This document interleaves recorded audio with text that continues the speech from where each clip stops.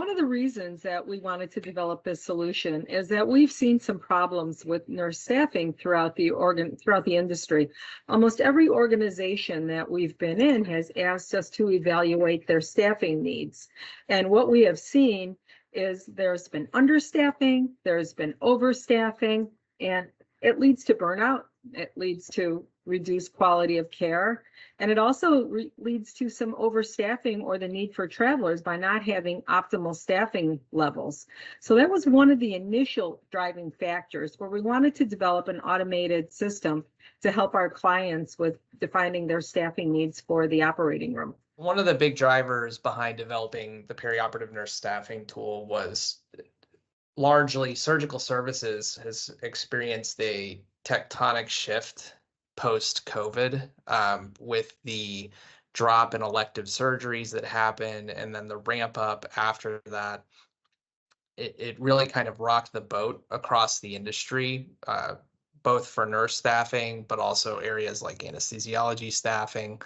Access to care has shifted really across the country, and there was a need for organizations to tap into insights that were more readily available than they had been in the past, so that they can make adjustments as the kind of the churn happened.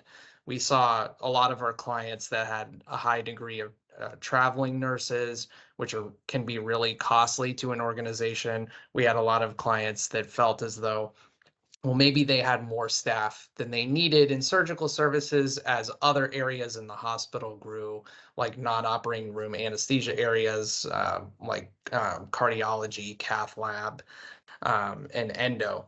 So what we really needed to do is give our clients a tool where they could constantly and consistently check that information and make adjustments quickly as the demand kind of shifted around their organization.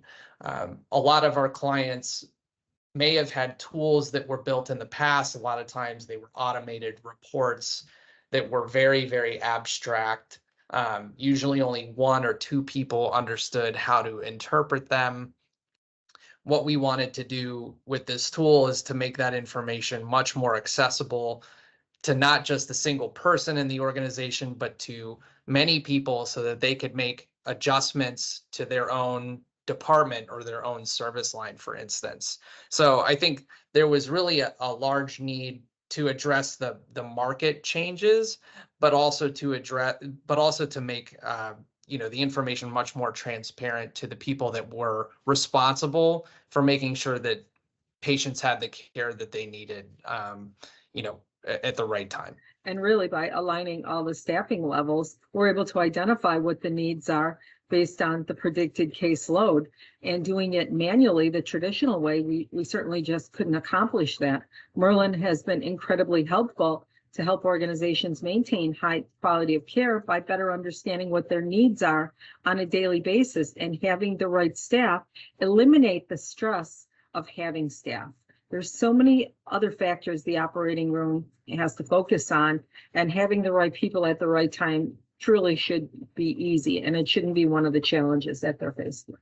What the predictive analytics helps you do is essentially say, well, based on these patterns, we can understand, like, you may not want to staff those 2 extra rooms on that 3rd Thursday of the month because there's been a consistent pattern of you closing 2 rooms early on those days, and reacting on that Thursday is going to be a lot worse for the people that expected something to happen on that day, whether it be a surgeon that believes that they're going to have a room available to them, or staff that expect to work, the shift that they've been assigned to. That being not the case, that being able to make a shift a week, as far as a week or several days in advance, where you can kind of align, with what you actually are going to do on that day. So I think, I know it sounds like an oversimplification because there's a lot of math behind it, but that really has helped our clients, aligned their resources to the time that's being demanded. And as everyone knows that's listening to this, operating room time is very valuable commodity. Traditionally, ORs look at the block schedule, and they'll say we have 4 ortho rooms on a Monday, 2 GYN rooms, etc. And that's how they'll try to build their staffing schedule. X number of rooms till 3 p.m., X number of rooms till 5, 7, etc. But we know they're not at 85% utilization. Rarely do we have consistent utilization that's going to incur the appropriate amount of staff. It's higher utilization, lower utilization, as you mentioned, all the add-ons, the emergencies, they're not taken into account. So on a daily basis, the staff are flexed up, flexed down, and it's a huge dissatisfier. People want some predictability within their lives. They want to know if their shift ends at 5 p.m., then I want to go home at 5 p.m. And in a traditional model, it doesn't happen. And also given that same, I think one of the greatest benefits is you're able to identify, using your predictive analytics, how many ortho rooms do we need on a Wednesday? So you can have the appropriate, trained, competent orthopedic staff to meet the needs of the case. And of course, we all know that by having dedicated teams, it not only leads to surgeon satisfaction, but there's a direct correlation to patient outcomes. So I think that's one of the other huge benefits of being able to predictably determine what staff you need, when you need the staff, and what type of staff you need. Because an OR staff member, they're not always interchangeable. We have quite a few specialists these days between robotics and all the changes with technology. We have specialized staff that their skills match the needs of the case. Well, Barb, working together with you, I mean, I learned a lot about, a lot of staffing guidelines. You mentioned, dedicated teams, there's specialty teams. Not every staff person is cross-trained across every specialty. And also different organizations have different preferences that maybe fall outside of the norm of traditional AORN or other kind of productivity-driven guidelines. And that's something that we wanted to build into the tool, is to make it very flexible to meet the needs of those organizations. Like how many, using kind of a jargony term here, but variable staff, but things like RNFAs or surgical PAs or surgical first assists are in the room, given the specialties, given the kinds of cases that are happening. There are a lot of clinical considerations that need to be made outside of what I think like broad-based guidelines are. And what we wanted Merlin to be able to do is to take those considerations into account. I think the other big one is, how do you handle your indirect or your non-clinical staff? It may not be the case where you have a high degree of non-clinical staff certain hours of the day. So not only do you have the flexibility of changing the ratio of non-clinical to clinical staff, you can also assign those non-clinical staff to different time periods throughout the day, which gives you the flexibility to kind of run your OR as you would, as needed. You don't necessarily have to follow, the strictures of a kind of staffing guidelines that are kind of passed around the industry. Not necessarily saying that you shouldn't follow those or that they're not good. It's just, it's not reality for every organization. So it's important that if you're going to use a tool, the tool can meet you where you are and then help guide you to where you want to be. Michael, I think what you just said, that's what I find really impressive and uniqueness about this tool, because we try to stick with the AORN guidelines for the direct staff and the indirect staff. But we also know every organization has varying needs of how many variable staff they want to put in the case to assist, whether it be a nurse, whether it be a tech or a first assist, as you mentioned. But on top of that, we have the competing factor of benchmarks that are provided by your financials, your CFO, which is the number of staff minutes per case minute. And those are things that's very difficult for nursing leadership truly to manipulate. Their expectation is to maintain these benchmarks, and they have to report on it on a monthly basis. So staffing without utilizing a tool like yours is an incredible challenge to try to meet your daily needs as well as meet your budgetary needs. So that's a piece that I find especially impressive, that you're able to show by time of day and day of week what your productivity factor is, and even able to break it down right at the staff level. So your leadership team can see, well, maybe we have a few too many indirect staff today that we could possibly trim down on a Thursday afternoon and have more direct staff to meet the needs of the type of cases that are flowing through. So that's a couple of the features that you were able to build into this tool that will be incredibly valuable on a daily basis for managing your staffing. Barb, based on your past experience, like what were the typical challenges in putting together a staffing model by hand? I think the typical challenge, and I hear it today, I heard it this week when I was at a client site, is that there's days when there's more rooms running past 5 p.m. than they're staffed for. They have a high load of add-on cases and there's not predictability. So in order to do this manually, it's ask the staff to stay. Oftentimes the staff just can't leave. They can't be relieved. And it's truly an inconvenience. They have to possibly pick up children from daycare and they're stuck in the room and there's nothing that can be done about it. So it's very hard to know how many staff you need, especially having the challenges of add-on cases and emergency cases. If whoever is running the board may be able to put the cases to follow as opposed to parallel, but if it's an emergency case or an add-on case, they have to keep running, and they may have to keep additional rooms running throughout the day, which incurs overtime and staff required to stay to finish up these cases. Huge dissatisfier. One of the primary reasons that staff will leave an organization because they just do not have a normal work schedule. And let's face it, we all want work-life balance. And unless you know what time you're getting out, that's a basic. When you don't even know what time you're going home today, and it's a huge dissatisfier.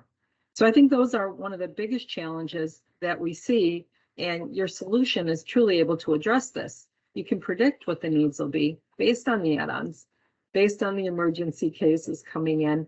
So you're not only taking into consideration the block, but also all the other variables that may occur. Yeah, I think you raise a really important point, Barb. Living in the world of peri-op operations and business and finance, I think it's very easy to kind of fall back on, well, what's the most efficient thing to do? And that is, of course, it's important to having a well-run organization, but there is a human element to staffing that is also really important to being a part of a well-run organization, and ensuring that you build in predictability and engineer out unexpected variability. That is part of that process. I think it's no surprise that when people are told one thing, but then last minute are asked to do another, that can cause a lot of frustration and friction.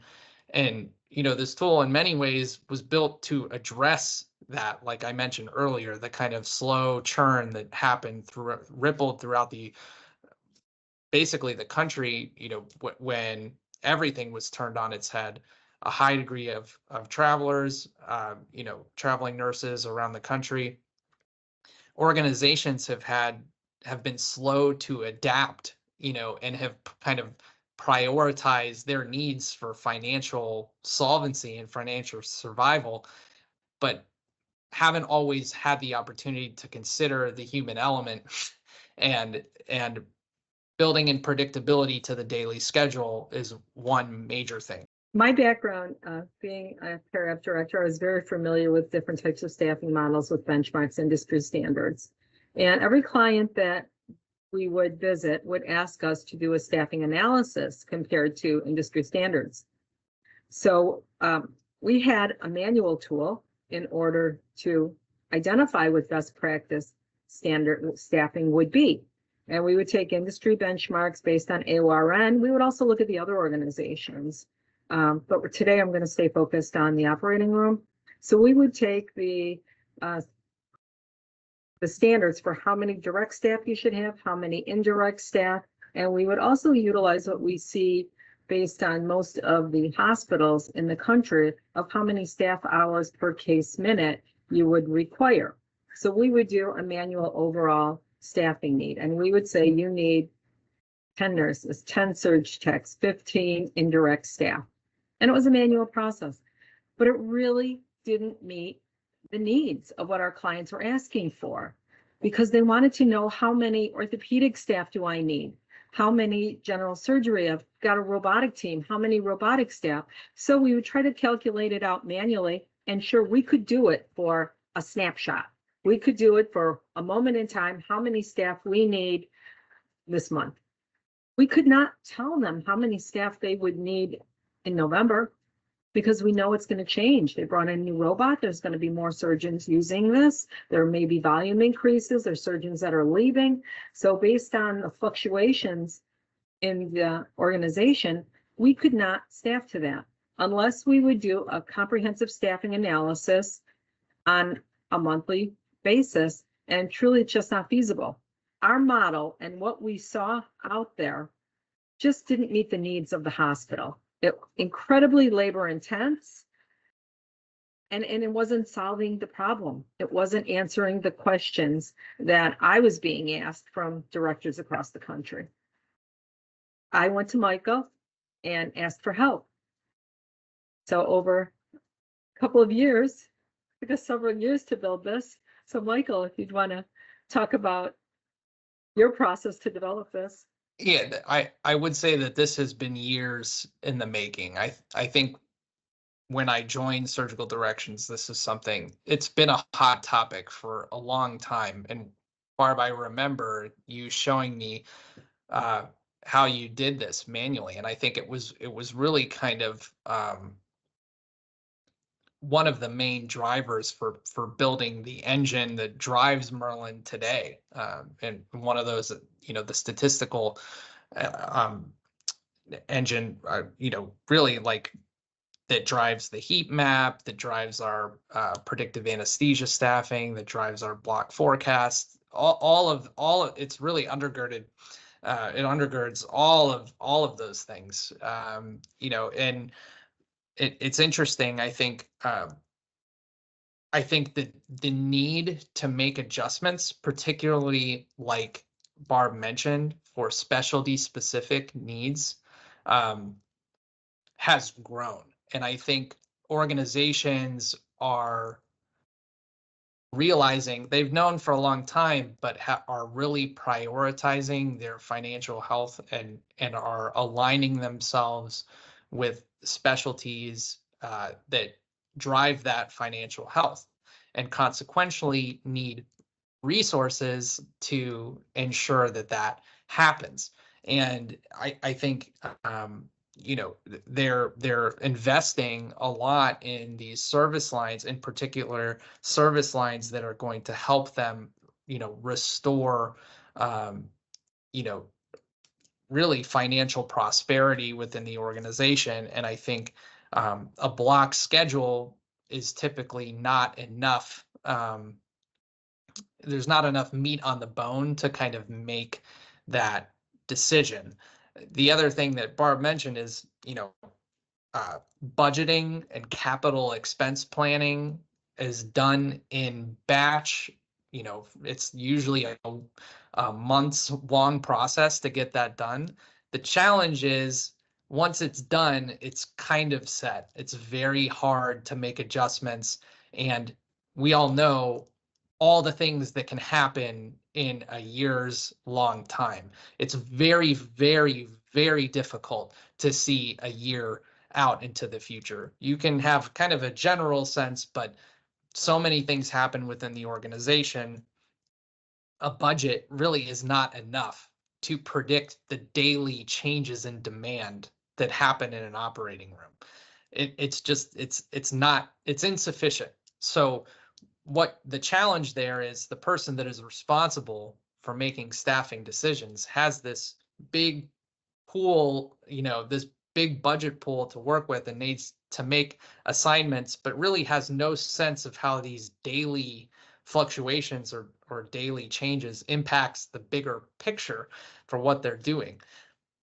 Giving someone the ability to kind of track those changes and understand how they're meeting those budgetary goals is, I think, a real game changer. And like Barb mentioned, almost all of our clients, when we would go to help them with work that was many times unrelated to staffing specifically, still needed help, because at the end of the day, it's how you power the OR, with the people that are there doing the patient care. They want to understand, okay, how is this block change going to impact, the kind of the bigger footprint, the sandbox that we work in every single day.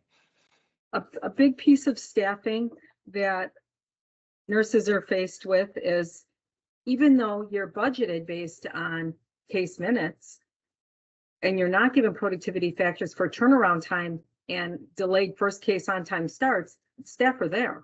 There's staff in the department for the white space where there's not case minutes, for the extended turnaround times, and for the first case delays. All that, the staff are present and they're not accounted for within the productivity factors. So that's all taken into consideration in the Merlin Nurse Staffing Model when it looks at the heat maps, where you can import your turnaround time. If you've got 40-minute turnaround times between cases, you're going to need a heck of a lot more staff than if you have 15-minute turnaround times. So you may be budgeted at a 0.10 productivity factor, yet you're running at a 0.17 productivity factor because you have extended turnaround times and delayed first case on time starts. All of that still requires staff. Can't send them home for 20 minutes or clock them out. And that was something that Michael's team was truly able to incorporate within this Merlin tool. So this is our nurse staffing dashboard. Across the top, you have a couple options that I'll touch on in a minute. In this main panel is a few important visualizations. This is a snapshot of what we call our heat map visualization. You can see I can carousel through the days here. I have Monday, I have Tuesday, Wednesday. You can see the visualizations respond as I change one to the next. But here we have across the top row our hour of the day and the day of the week. And what you see here is the number of concurrently running rooms by hour of the day. And there's a statistical model that's working to estimate within a certain confidence interval the number of rooms running we have here. And underneath what we have is a breakdown of what we call ideal, and I can kind of explain what ideal means, and then custom staff coverage on the right. So this ideal essentially takes this heat map as input, and it starts building a staffing model by essentially maximizing the number of resources to meet the coverage required for certain spans of time, but minimizing the number of resources if there's ever an overage. So in other words, here you can see at 2 p.m. I was running 12 rooms at 1, but at 2 p.m. I'm going down to 10. The algorithm, based on the shifts that I put in, will try and start ratcheting down resources as rooms begin to close. So you make sure that you always have enough coverage that your model says you need, but you also try to decrease that as close as possible given the different shift types that you have. So you can see here I have different shift type options, 8 through 14, but this is customizable. We can really shift, design a shift for any length. And then essentially what you do is you start seeing models built on top of one another. I have registered nurses and I go hour of the day by hour of the day, and it tells me the number that I need. I have surgical techs, hour of the day, the number that I need. And then I have my other staff types, which Barb can probably touch on here. Variable staff, which could be things like first assists or surgical PAs. And then I have indirect staff on top here, which could be things like charge nurses, directors, it could be environmental support, it's really kind of a mix. But really you have 4 staff types represented, and then day by day you see the total amount of staff that you need to run the operating room for that day at that period of time. Now, similarly, this custom grid, it just looks like a brick here, but what you have the ability to do is to go in and actually program what you want your rooms running to be and compare one or the other side by side. So the advantage here is strategically, I know that I want to open another, let's say we just bought another robot. I'm going to open a robot room on this day. Well, I can just ratchet up the number of rooms running for certain hours a day and see how that changes my model visually. Now, underneath here is a breakdown of every staff type. So I mentioned RNs, STs, variable staff, indirect staff. I get a breakdown of how many FTE I need in prime time, outside of prime time, so that could be like after hours, and then a total. And then I also get a breakdown essentially day by day, by shift type, model by model, where I can compare one to the next. So this heat map model is essentially just this heat map alone. My ideal model factors in the shift mix breakdown that I mentioned earlier. And then the custom grid is when I program in a custom grid, I can see how many resources is required for that custom grid. So you can sort of instantaneously compare 3 different models at once. One is just my coverage hours, which is my heat map model. The other is factoring in all the different shifts that I might need, like certain blocks that go for a certain length, for instance. And then custom, which is maybe I'm going to open a couple of rooms next summer and I want to estimate the total staff I'll need to run those new rooms. All of this is rolled up in a total amount down here. So it's very convenient to access. And the other thing that's really nice is it's very easy to change your parameters on the fly. So these are just dummy figures here. There's not necessarily any value to them. You can change them dynamically and save them. You can change staff ratios. What's your variable staff? Typical ARN guideline is 0.5 FTE per 2 rooms. So RN and ST, and then a 0.5 FTE. And then direct staff, which is 33% of your total staff. These are all dynamic. And not only are they dynamic in terms of total ratio, you can apply them to different time periods throughout the day. So we talked a lot about flexibility earlier. You can kind of see how changing this allows you to kind of model your organization as closely as you want, while also having a very consistent reference to what the industry benchmarks are, so that you make sure you're tracking to that as well. So I think one of the things that we found with our clients in the infancy of this tool is that they're able to develop a custom staffing grid with the blocks. When we're working with clients and their projects, the blocks may change. So they know what their staffing, they believe they know what their staffing needs are today, but they're also able to use the custom grid to determine how many staff they'll need. And it helps them with planning. We're going to roll out the new block the end of August. How many staff do I need to accommodate this new block? They're able to calculate that out. Another big piece is the variable staff, which we hear. And we're hearing quite a bit more in organizations today about variable staff. Surgeons are requesting additional resources in the room. This allows your nurse leaders to truly reveal the cost of these additional staff. When a surgeon is requesting 2, 3 surgical techs in the room, a first assist in the room, an additional nurse, we can put a dollar amount right to what the cost is based on the procedure and the time to have these additional staff. So the tool helps answer a lot of questions and helps nurse leaders make informed decisions and gives them data to support any type of decision that they want to make.